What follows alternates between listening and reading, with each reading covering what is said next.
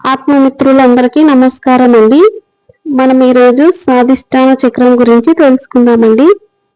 మన శరీరంలో 7 చక్రాలు ఉంటాయండి.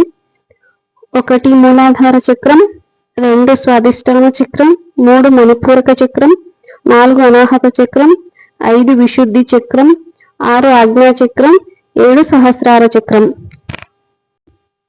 ఇప్పుడు మనం స్వాదిష్టాన చక్రం గురించి తెలుసుకుందామండి. ఈ స్వాదిష్టాన చక్రం జలతత్వం కలది. ఈ స్వాదిష్టాన చక్రాన్ని సాక్రల్ చక్ర అని కూడా అంటారండి. సాక్రల్ అంటే పవిత్రమైనది అని అర్థము. స్వ అంటే నేను లేదా జీవుడు అని, అధిష్టానము అంటే స్థిరపరిచి ఉన్నది అని అర్థమండి. ఈ స్వాదిష్టాన చక్రానికి బీజాక్షరం వం వస్తుందండి.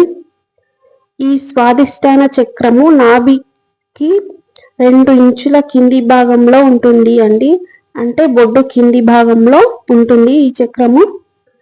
ఈ చక్రము జీవితంలో ఆనందంతోనూ, సంబంధాలతోనూ, రిలేషన్షిప్, నేను అన్న భావనతోనూ, సంతానోత్పత్తితోనూ, భావోద్వేగాలతో ముడిపడి ఉంటుందండి. ముఖ్యంగా ఇంద్రియాలకు సంబంధించినది. ఈ చక్రానికి అధిపతి వరుణదేవుడండి. ఈ చక్రం జలతత్వం కలిగి ఉన్నది. ఈ చక్రం కలర్ నారింజ పండు తొక్క ఉంటుంది చూడండి, ఆ కలర్ ఆరెంజ్ కలర్ అండి. స్వాదిష్టాన చక్ర స్థానంలో 6 దళాల పద్మం కలిగి ఉంటుందండి. ఈ 6 దళాలు మన శరీరంలోని కామ, క్రోధ, మోహ, లోభ, మదం, ఆశ్చర్యాలకు సంకేతం అండి. ఈ చక్రం యాక్టివేషన్ కాకపోతే కిడ్నీలకు సంబంధించిన సమస్యలు, మధుమేహ వ్యాధి, మూత్ర విసర్జనకు సంబంధించిన బాధలు, యూరిన్ మంటగా రావడం, అతిమూత్రం రావడం, ఇలాంటి సమస్యలన్నిటివి ఉంటాయండి ఈ చక్రం యాక్టివేషన్ కాకపోవడం వల్ల. ఈ చక్రం మనిషి యొక్క భావాలు, ఎమోషన్స్, ఫీలింగ్స్ వీటన్నిటితోటి ముడిపడి ఉంటుందండి. ఈ స్వాదిష్టాన శక్తి కేంద్రాన్ని మనము భావమయ శరీరము, ఎథరిక్ బాడీ, ప్రాణిక్ బాడీ అని పిలుచుకుంటూ ఉంటామండి.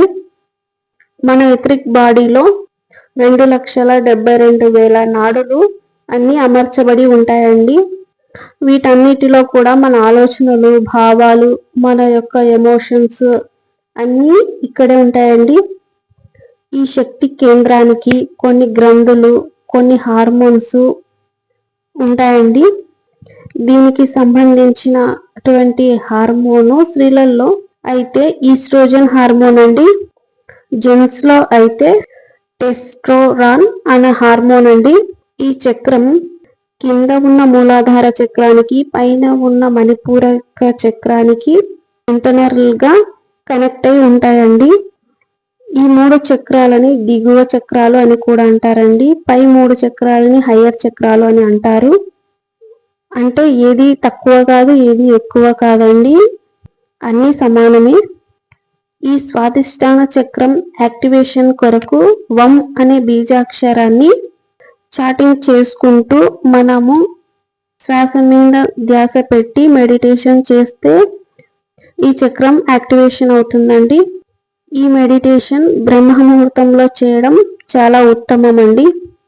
ఈ స్వాదిష్టాన చక్రస్థానంలో మనము దృష్టి పెట్టి భావన ఎప్పుడైతే చేస్తామో ఆ వ్యక్తిలో మూత్ర సంబంధమైన బాధలు అనేటివి ఉండవండి. అంటే ప్రతి ఒక్కరిలోనూ మలినమైన జలం అనేది ఉంటుంది, అక్కడ స్టోర్ అయి ఉంటుందండి.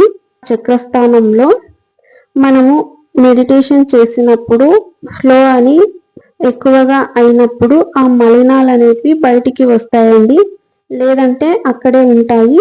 మనం చేసే సాధనని బట్టి ఉంటుందండి.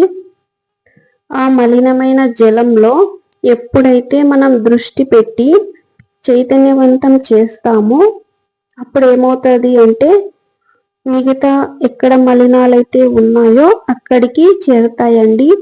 అంటే ప్రకాశం ఏం చేస్తుంది అంటే ఆ మలినాలని లాక్కుంటుందండి. ఉదాహరణకి సూర్యోదయం అయ్యింది అంటే ప్రపంచమంతా ఎలా మేల్కుంటుందో అలాగే మన ఆత్మ చైతన్యం, ఆత్మ దృష్టి అక్కడికి ఎప్పుడైతే చేరిందో శరీరంలో ఉన్న నీటి మలినాలు అన్నిటినీ లాక్కుంటుందండి. దానిని మనము విసర్జిస్తాము. ఇప్పుడు అక్కడ సమస్య అనేది ఉండదండి. అలా శుభ్రపరచుకుంటాము. ఈ జలతత్వం కలిగి ఉన్నది కదండి. మన శరీరంలో ఎక్కువ శాతం నీరు ఉంటుంది. అంటే రక్తంలోనూ నీరు ఉంటుంది, కళ్ళల్లోనూ నీరు ఉంటుంది, మాంసంలోనూ నీరు ఉంటుంది కదండి మన శరీరంలో. కనుక ఈ నీటి శాతం ఎప్పుడైతే ఎక్కువ అవుతుందో మనకి శరీరానికి తగ్గ నీటిని ఉపయోగించుకుంటుందండి. అలా ఉపయోగించుకున్నప్పుడు మనము అలసట లేకుండా పని చేస్తాము. నీరసం అనేది ఉండదండి. ఎంత వేడినైనా కూడా మనం తట్టుకోగల శక్తి వస్తుంది. అంటే ఎంత ఎక్కువ పని చేసినా కూడా మనము త్వరగా అలసిపోము, అలసట అనేది రాదు. మన శరీరంలో నీరు శాతం బయటికి ఎక్కువగా వచ్చినప్పుడు మనకు అలసట వస్తుంది కదండి, ఎక్కువ పని చేసినప్పుడు. అలా అలసట రాకుండా ఈ చక్రం యాక్టివేషన్ అయినప్పుడు నీటి శాతం ఎంత కావాలో శరీరానికి అంత ఉపయోగించుకుంటుందండి. ఇప్పుడు మనం ఆ మలినాలన్నీ శుభ్రం చేసినాం కదా, ఇప్పుడు స్వచ్ఛమైన నీరుగా వస్తుంది. స్వాదిష్టాన చక్రము అంటే జలతత్వం కదండి. జలతత్వము అంటే జలము ఒక చోట ఉండదు, అంటే చంచలత్వం ఉంటుంది. అలా ఈ చక్రం యాక్టివేషన్ కాని వ్యక్తికి చంచలత్వం ఎక్కువగా ఉంటుందండి. నీరు ఎలా అయితే ఒక చోట ప్రవహించదో ఒక చోట స్థిరంగా ఉండదు కదండి. అలా ఈ చక్రం యాక్టివేషన్ అయితే మనకి స్థిరత్వం అనేది ఉంటుంది, చంచలత్వం అనేది ఉండదు. ఈ చక్రము సమస్థితికి వచ్చినప్పుడు ఒక వ్యక్తి ధారాళంగా మాట్లాడగలడండి. ఈ చక్రం జలతత్వం కదా, మన నోట్లో లాలాజలం విడుదలవుతుంది కదండి. ఆ లాలాజలం ద్వారానే ఆ మాట అనేది ధారాళంగా మాట్లాడగలరు. ఎందుకు అంటే జలశాతం అనేది ఉంటుంది. ఓకేనండి, థ్యాంక్ యూ వెరీ మచ్. మళ్ళీ నెక్స్ట్ వీడియోలో కలుసుకుందామండి. ప్లీజ్ సబ్స్క్రైబ్ చేయండి. Thank you very much.